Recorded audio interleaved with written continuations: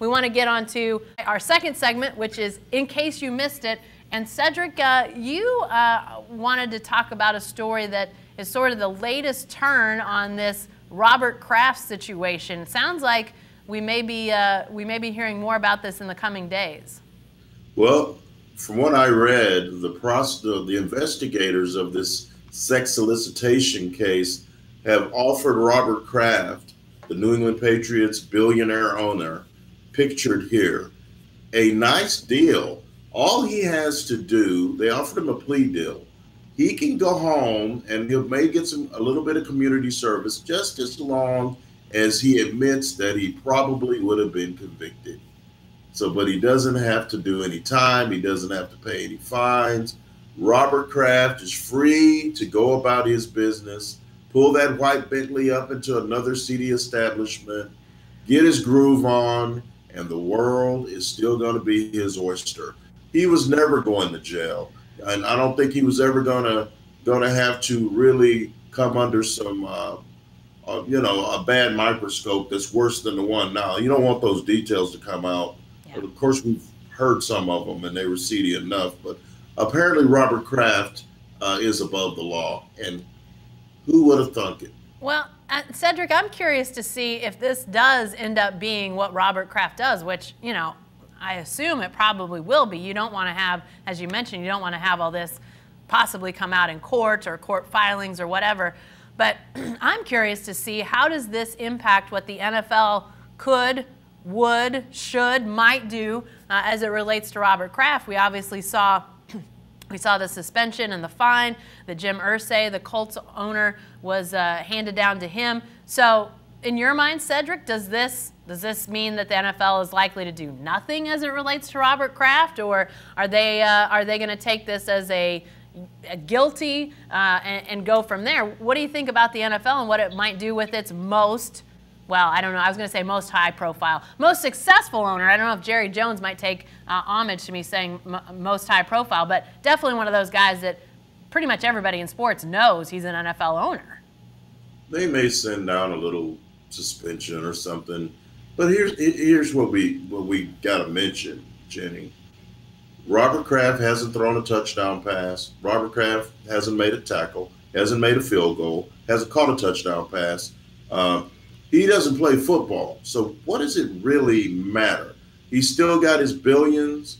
Everybody kind of knows he's maybe a little freaky. So what? He's an old guy with money. And in America, usually old guys with money don't get in big trouble unless your name's Bill Cosby. But everybody else seems to be okay. Robert Kraft, this is going to blow over. It's just the latest little scandal, but it's not something that's going to be a dark cloud hanging over the heads of the New England Patriots. As long as Bill Belichick is calling plays and Tom Brady's executing the offense, it's all good in the hood. They're not going to have any problems come the football season. You might not see that light blue shirt with the red tie and the white collar in the owner's box for a few games, but down on the field, they're going to be getting dubs. Well, I do think it's going to be interesting to see how this all plays out moving forward. We'll see. But my story, in case you missed it, I know nobody missed the mega deal that Mike Trout signed, the Anaheim Angels outfielder, 12 years, $430 million. But what you might have missed is that some people are wondering, is that Mike Trout contract going to have any impact on one Kyler Murray? And Cedric, Kyler Murray reportedly meeting with the Arizona Cardinals front office brass in Norman earlier this week. Cliff Kingsbury, Steve Kime did not make the trip to OU's Pro Day, but they did show up to talk to Kyler Murray earlier this week. No big surprise there. They hold that #1 pick in the NFL draft. But the kind of money that Kyler Murray could have guaranteed as an NFL player, not nearly the money that Mike Trout is guaranteed. All of that, $430 million guaranteed for Mike Trout. He's going to be almost 40 by the time that contract expires, and he's going to be making unbelievable sums of money for the next decade plus. But my feeling is, if I'm in Kyler Murray's shoes, the idea of the money the injury, possibilities that exist in the NFL, I think I would have probably been swayed to play baseball. I think there's a lot of reasons to play baseball, but it's pretty clear at this point, to me, Cedric, he loves football. I don't think any mega contract is going to change his mind about going to the NFL. Maybe I'm wrong. Maybe in a couple years he decides I'm playing baseball, I'm going to see how this goes, but I just don't think that contract is going to have any impact on Kyler Murray. You've seen him play a lot. You saw him as a high school kid down there in the state of Texas. Does this have any impact on him? No.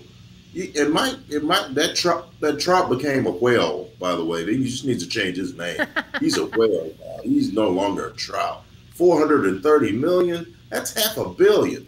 But as far as Kyler is concerned, Mike Trout had to put in the time to get to that money. You're not going to get that money coming out of high school. Mm-hmm. You've got to be an all-star many times over before you can sign a contract that guarantees you that kind of money. So Kyler Murray made the right decision. He's following his passion. He's a football player. He wants to be in the NFL. He's going to make good money.